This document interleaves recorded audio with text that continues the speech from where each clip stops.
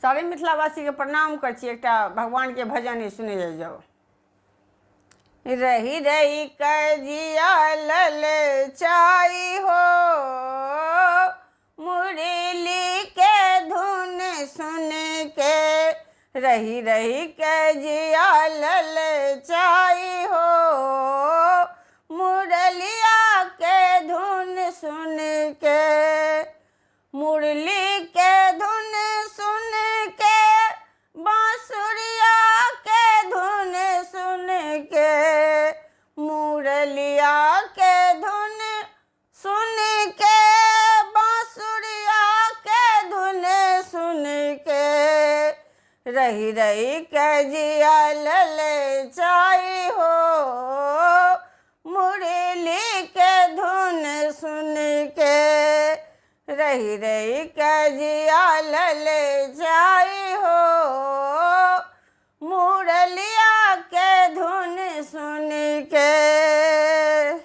ब्रह्मा त्यागल ब्रह्म लोक के, ब्रह्मा त्यागल ब्रह्म लोक के।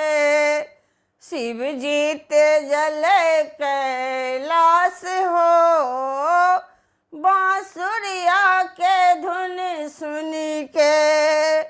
शिव जीत जल कैलाश हो, बांसुरिया के धुन सुन के। रही रही कजिया ललचाई हो, मुरलिया के धुन सुन के।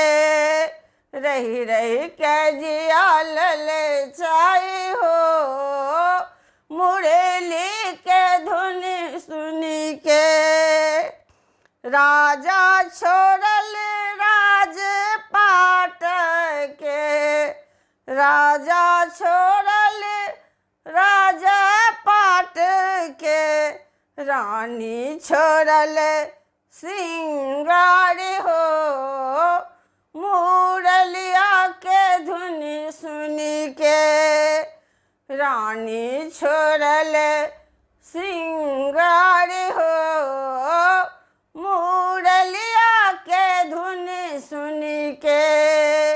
रही रही कजिया ललचाई हो, मुरलिया के धुन सुन के।